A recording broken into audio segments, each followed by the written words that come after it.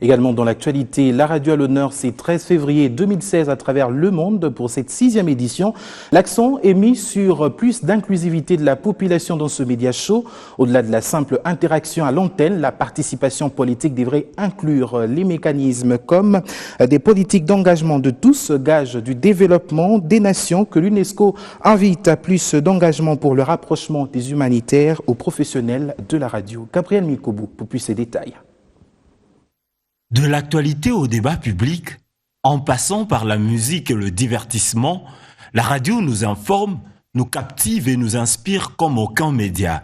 Mais elle est beaucoup plus qu'un relais d'information et de divertissement. L'UNESCO pense que la radio, par sa proximité, sa simplicité, son bas coût, est aussi un média du vivre ensemble, un moyen de rassurer les liens sociaux et d'assurer la participation de peuples dans les programmes humanitaires et les discussions qui le nourrissent. La radio recrée du lien entre les communautés.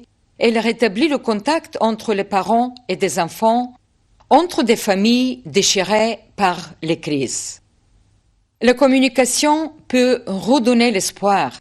Et pour cette journée mondiale de la radio, nous célébrons ce pouvoir d'un média de la proximité par excellence. Le pouvoir de la radio repose également sur les journalistes qui, par leur travail, témoignent et donnent la parole aux acteurs et aux victimes pour une sensibilisation humanitaire efficace. Nous devons rapprocher les acteurs humanitaires et les professionnels de la radio pour qu'ils travaillent ensemble. Et nous devons rappeler constamment qu'en situation d'urgence, la liberté d'information et la sécurité des journalistes sont essentielles. L'UNESCO appelle à une meilleure inclusion sociale de la génération de moins de 30 ans qui représente plus de la moitié de la population mondiale. Et de leur côté, les auditeurs ont également donné de la voix à l'occasion de cette célébration. Ce que nos reporters ont approché en appel à l'adaptation des contenus radiophoniques. On les écoute.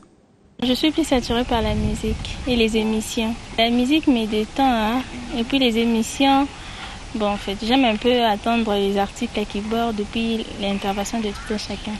Personnellement, avec la situation qui venait de passer d'Ebola, quelques personnes avaient parlé que ça se trouvait à l'Équateur, mais je trouve que nos chaînes avaient bien travaillé, dans le sens que le message était adapté par rapport à même à quelqu'un qui n'a pas un grand niveau. Il allait comprendre, il allait s'adapter parfois et se protéger contre des maladies. Je préfère qu'on mette un peu les programmes qui instruisent les gens. Est-ce que vous pensez qu'il n'y en a pas? Il n'y en a pas assez, parce qu'à vrai dire, quand vous êtes sur les chaînes, si ce n'est pas la prédication, ce sont des musiques. Et nous ne suivons pas, c'est-à-dire de temps en temps nous sommes découragés, nous sommes obligés parfois de suivre les chaînes internationales. Pourquoi? C'est parce que chez nous, ici, ce n'est pas la prédication, c'est de la musique ou bien de la publicité. Or, le peuple a besoin d'être instruit pour défendre son pays, a besoin d'être instruit pour développer son pays. Quand on n'a pas d'information, on ne sait pas construire son pays. Mais quand on a l'information, que ce soit l'information locale, que ce soit l'information étrangère, on sait prendre au moins une position pour défendre son pays. Il y a aussi des radios, des radios, où ils ont radio, et ça qui est bien. Il y a aussi des radios, mais pour la radio, en général, c'est ma vie.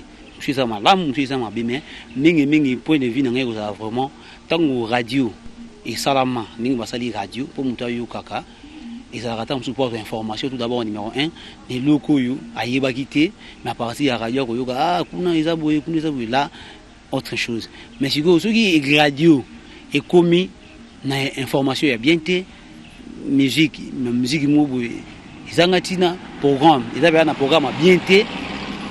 Donc, comme la radio, business, cop, tout consort. La radio, la télé fait quand même l'effort de donner l'information, bien qu'il y ait une certaine différence avec les chaînes étrangères, parce que sur le plan matériel, nous ne pouvons pas directement nous comparer comme ça. Mais il y a quand même une technique propre à nous qui permet de faire circuler. Je peux prendre l'exemple, on a fait circuler à tout le monde facilement la notion de nettoyer ses mains pour éviter la fièvre Ebola. Ça, c'était divulgué à la radio, par-ci par-là à la télé. Il n'a pas fallu des grands moyens spectaculaires. Donc, c'est que je peux choisir comme conseil, c'est-à-dire essayer de relier la réalité, lutter un peu pour que l'information soit différent des rumeurs. C'est-à-dire que ne pas prendre seulement les rumeurs, mais aller vraiment sur l'élément à donner.